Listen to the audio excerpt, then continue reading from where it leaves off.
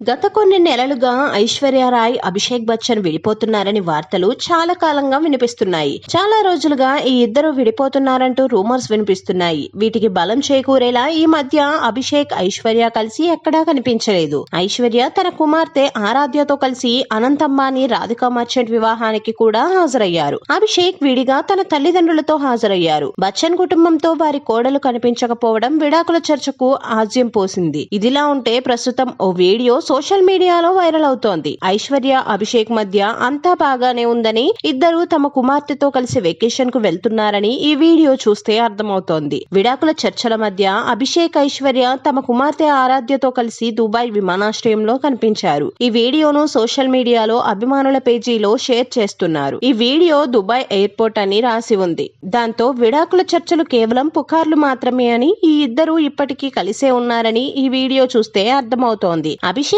ఐశ్వర్యాల ఈ video social మీడియాలో viral అవుతోంది. కానీ ఇక్కడే ఓ ట్విస్ట్ ఉంది. ఐశ్వర్య, అభిషేక్ ల ఈ వీడియో ఇప్పటిది కాదు. సోషల్ మీడియాలో కాస్త వెతికితే ఈ వీడియో ఫిబ్రవరి నెలకు సంబంధించిన వీడియో అని తెలుస్తోంది. ఇన్స్టాగ్రామ్ లో వైరల్ అవుతున్న వీడియో ఎయిర్పోర్ట్ లోనిది. ఓ వెకేషన్ కు వెళ్లి ఐశ్వర్య రాయ్, అభిషేక్ బచ్చన్, ఆరాధ్య కలిసి బయటకు వచ్చారు. కాగా విడాకుల చర్చల సమయంలో అభిషేక్ ఇన్స్టాగ్రామ్ లో ఒక పోస్ట్ ను లైక్ చేశాడు. ఆ పోస్ట్ విడాకులకు సంబంధించింది. కాగా ఐశ్వర్య రాయ్ కి అభిషేక్ బచ్చన్ తల్లి జయా బచ్చన్ కు మధ్య మనస్పర్ధలు వచ్చాయని, అందుకే ఐష్ కూతురుతో కలిసి విడిగా ఉంటుందని వార్తలు వినిపిస్తున్నాయి. దీనిపై ఇప్పటికీ ఎలాంటి క్లారిటీ రాలేదు. మరి ఈ ఇద్దరు నిజంగా విడిపోతున్నారా, లేక ఇవి కేవలం రూమర్స్ మాత్రమేనా అనేది తెలియాల్సి ఉంది.